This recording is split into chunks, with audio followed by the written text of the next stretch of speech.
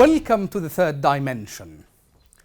The humanitarian situation in war-torn Yemen is in danger of being forgotten by the world after a United Nations funds drive managed to raise only 1.2 billion US dollar, well short of its target of 4.3 billion, non-governmental organizations say.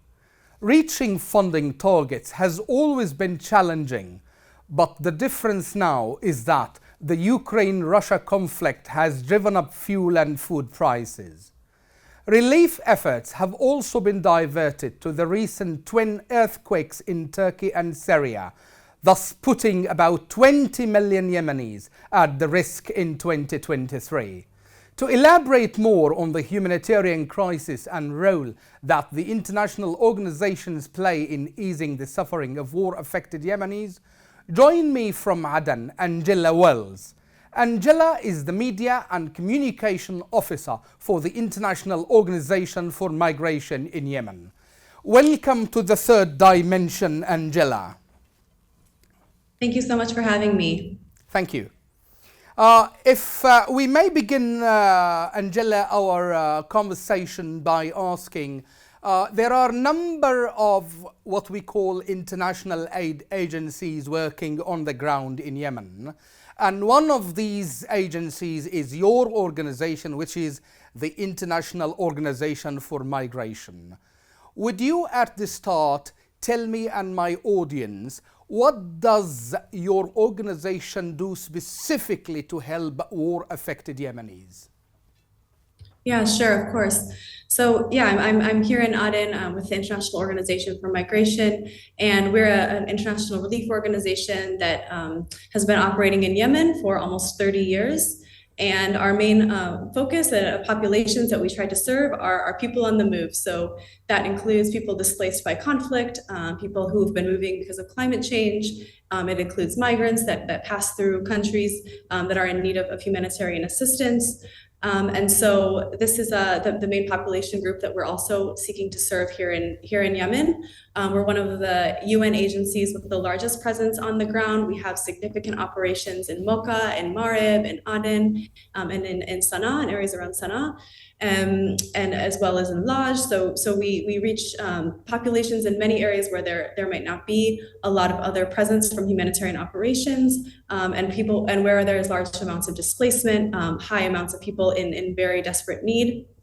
Last year alone, we helped over 3 million people, and this year we're aiming to help more than 4.5 million people with their basic water, safe shelters, more durable camps, with healthcare, with protection needs, and as you mentioned, our appeal, we're asking donor countries at the high-level pledging conference, but also through our ongoing advocacy with donor countries for around $189 million this year, so that we can reach the people who are in the most dire needs, 8 years on and into this crisis. Okay. Now, Angela, you mentioned in your intro remarks that you've got offices in Sana'a, Aden, Marib, and Mocha also, and Taiz, yes? Yes, in Mocha. Mm-hmm. Okay, good. Now, my question is, working in these areas, how would you perceive the most urgent humanitarian needs in those areas?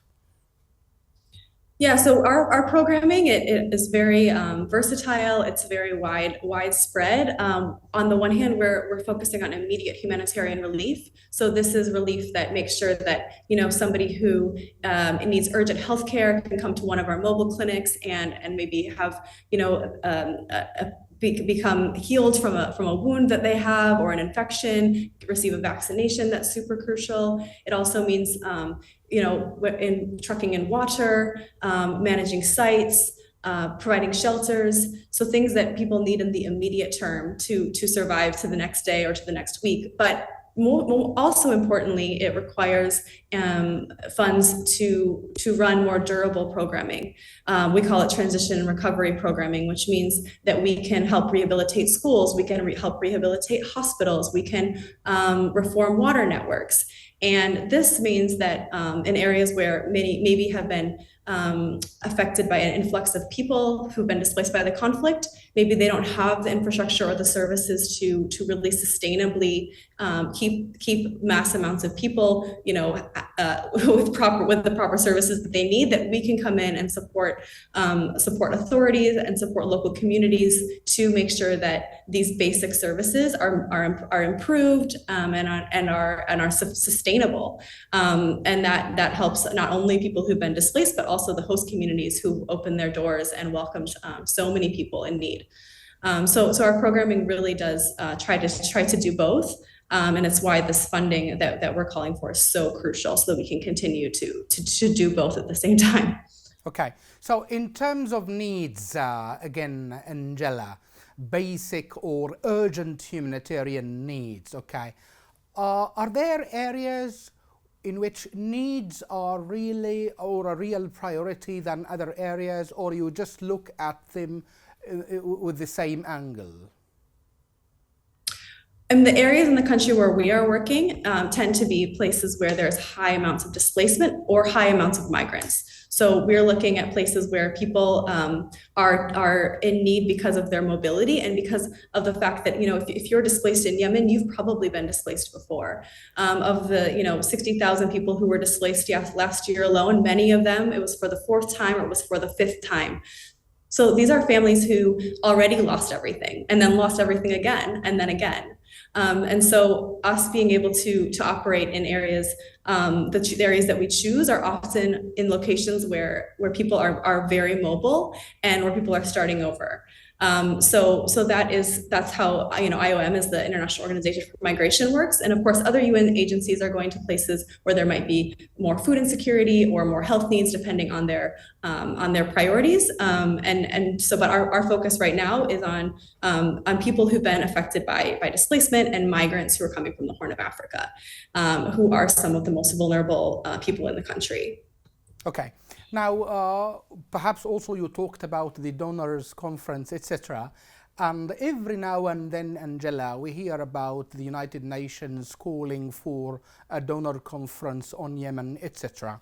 Now, some observers, Angela, they say that some donors are reluctant to pay money in these donors conferences because they claim some of the money and some of the aid go to the Houthis.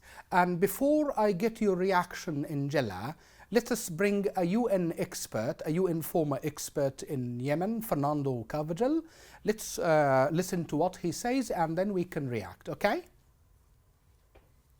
The poor result of the donors conference comes from a self-inflicting wound by the UN, meaning for years, for the last 5 years, 6 years, the UN has done a very poor job at managing their relations with the Houthis. The UN panel of experts, the Security Council panel of experts, have reported nearly every year how the Houthis capture humanitarian aid, how they redistribute humanitarian aid to their clients or to their militia and military forces, and how they end up profiting from point A to point Z from the humanitarian response.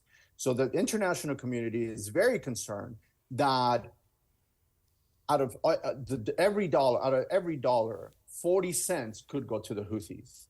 And we see that the largest donors, who have traditionally been Saudi Arabia and the Emirates, did not pledge any money to toward this $4.3 billion precisely because of this concern. Yes, Angela. What do you make out of this? I mean, I would say in any conflict in the world where these agencies are operating, there are significant challenges. But we do work with the priority of meeting the most vulnerable people with the most effective ways of managing of the money that we have and the resources that we have. And in areas in the north, we are operational, maybe not as extensively in areas of the south, but we are reaching migrants. We just opened up a migrant response point, and we support health centers that are also supporting migrants. We work in displacement sites, and this money is going to the people who need it. This money is going to straight to migrants, straight to displaced people, and there are very well-established accountability mechanisms that are in place for that funding to be monitored, and also to say that maybe some countries, they did not pledge at the pledging conference per se, but that doesn't mean that funding from those countries will not be going to the humanitarian response. We do receive funding from many donors that maybe didn't show up at the pledging conference, but fund our projects for health, for water, for camp management, for shelter, and so just to say that the pledging conference is one moment in time when people can convene, they can express their concerns about the crisis, and they can make a commitment to continue funding the humanitarian response. But it doesn't mean that other funding from other donors won't come in, and that we won't be able to meet and effectively deliver to all people that we need to do in the year of 2023. Okay. Now, usually there is a common issue raised by many international aid agencies working in Yemen or in any conflict zone, Angela, which is the issue of accessibility, being or delivering aid to the war-affected people. Within your organization, Angela, okay, have you faced what we call field challenges in terms of mobility of your teams, etc.? Yeah, I mean, that is something that is a common, happening for any organization that's working in Yemen. But I will say that actually, for us, we've chosen areas where we know that we can operate effectively with the authorities, and where we know that our staff will be safe, where we know that people that we work with will be encouraged to come to us for assistance. So it's for us, it's also about choosing locations that where we can have an extensive presence, and where we can be efficient and effective. And so we try to mitigate that as much as possible. There are many people in need throughout Yemen where we might not be operating, and that's not always because of access. It's also because of funding. It's very expensive to run these operations in Yemen. So I guess it's a multifaceted response to your question, but just to say that in the areas where we've set up operations, we do our best to keep relationships strong, and to express the importance of our work, and we're very well supported in a lot of the areas where we're working.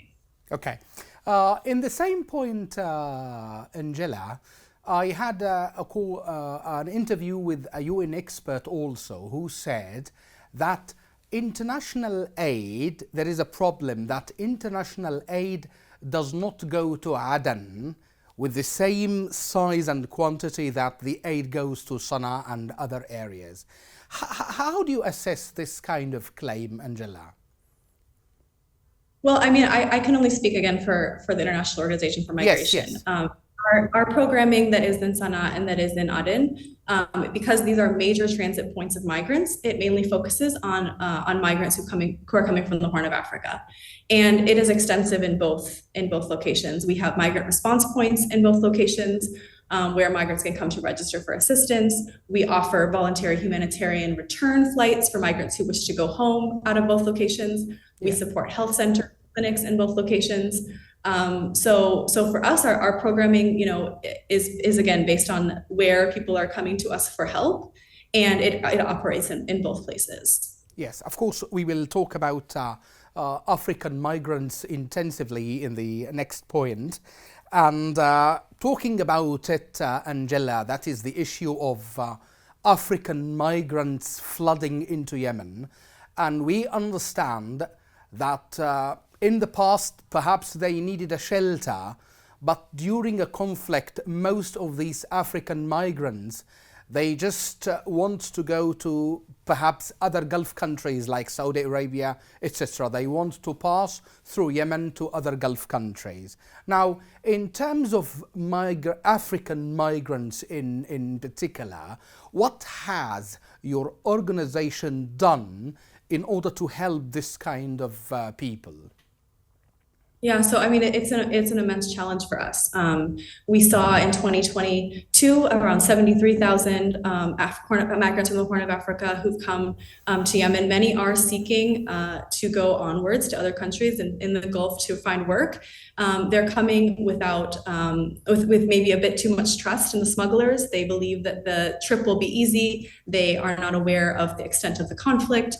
They also might believe that they are going to be able to work in Yemen, that they'll be able to quickly, move on. And instead, when they get here, many become stranded. They're under the control of dangerous traffickers who are extorting them for money, extorting their families back home for money, often violently. They are trafficking them for their work. They're forcing them to work, to sometimes also sex trafficking is involved. So these are, migrants who come and wind up in very precarious situations that they were not aware and are really surprised to find themselves in. And our role is, first of all, to get them out of those dangerous situations as best that we can. That's why we have these voluntary humanitarian return flights for migrants who wish to go home, who come to us and say, I really would like to go, and we can help them then to get their documents in order with their host countries. Many of them are Ethiopian, so we work closely with the government of Ethiopia to secure their documents. We make sure that their health is in shape, that they're fine to travel, and then we charter flights to help them go home. And for those who cannot or do not want to go home, we are really focused on their most immediate needs. So providing them with shelter, sometimes providing them with healthcare if they need it, trying to get them some cash if they need it. But this is something that we really do need a lot more funding in order to keep up with the rates of people who are arriving. This year alone, the numbers have gone up 20,000 in the first 2 months, and it's also important to keep in mind that a lot of these people are coming from very precarious situations themselves, and they're not to be forgotten and they're not to be abandoned. And so that's one reason why this funding and pledging conference is so important, and why the work that we're doing it can really be life-saving for some people who have no other source of support. Okay, so in addition to the abuses you mentioned, Angela, that those African migrants sometimes are subjected to, there are also claims, Angela, that there are cases in which African migrants are being recruited by warring parties. How valid that claim stands, Angela? That's not something that I think we have access to. We're not operating in areas where that close to the front lines where that would happen. We hear rumors of it, but I wouldn't be able to confirm. The trafficking, the abuses that we're more aware of might be in farms, might be in people's homes. It might be what you typically know of as trafficking. And almost always it's not. People are not doing these activities voluntarily. They're really forced to do it, and they're not being compensated properly. So yeah, I wouldn't be able to confirm or deny that. I just don't know. Okay, now back from those claims to our core issue, Angela. Now, how can international agencies, and in your case, International Organization for Migration, how can their help shift from what we call emergency aid into what we call sustainable development? Yeah, sure. It's a good question. So, first of all, even if the conflict were to end officially tomorrow, people would still need their most immediate needs met. A lot of people are not quite, displaced people, communities, they're not quite ready to go home yet. They don't feel, we've done intention surveys with them, and they don't yet feel that their areas might be safe enough for them to return. So they're still going to be in situations of protracted displacement, and even people who do decide to stay where they are. They still need to eat, they still need clean water, they still need healthcare. These are the basics for human life. So the immediate response is still very important, but of course also, trying to do more sustainable development projects, as you say, is crucial. Last year, that's why we rehabilitated about 22 schools, hospitals, water networks, which serve around 250,000 people. And this means that, hospitals that maybe never had an emergency room can now take in new patients. It means that schools that only could have one round of classes a day can now have 2 or 3. It's put children into school that never would have been able to go to school otherwise, that have been out of school for years. We just finished an extensive water project in Marib, which will reach around more than 10,000 people in displacement sites and in the host communities. So these are examples of what we would call, yes, sustainable development that will help communities for the years to come. It's not just an immediate relief, but we hope that it will continue to bring life and to bring dignity to many people, and is something that is also quite expensive and requires, again, more donor money and more contributions so we can do more of it. Okay. Now, a final point, Angela. Usually UN officials, they frequently repeat this, that the only way to end the humanitarian crisis in Yemen or in any conflict zone area is by ending war. So in this regard, Angela, and working from Yemen, etc., have you got a message to say to the warring parties? I mean, we as IOM, we would of course, support the UN brokered truce that had happened last year, and we saw a lot of hope through that, and we still see hope and hope that it will lead to some more sustainable peace in the country. During the truce, displacement fell significantly by 76%. Civilian casualties fell. So the gains of the truce, are still something that we are really happy about, and we hope will continue in a positive way. I mean, of course, we do hope that peace is restored in Yemen, but like I said before, even if the conflict ends tomorrow, people's most urgent needs will still be there. So just to remind the world that the humanitarian crisis is something that still requires significant investment, and that we not turn our backs on communities who need it. Okay. So with that remark, we come to the end of this interview, Angela. Thank you so much for your time and your expertise, and perhaps we can see you next time on Yemen Today TV, talking to Yemenis through a Yemeni media. Thank you. Thank you so much. That's all for this time. See you next week with a new edition of The Third Dimension.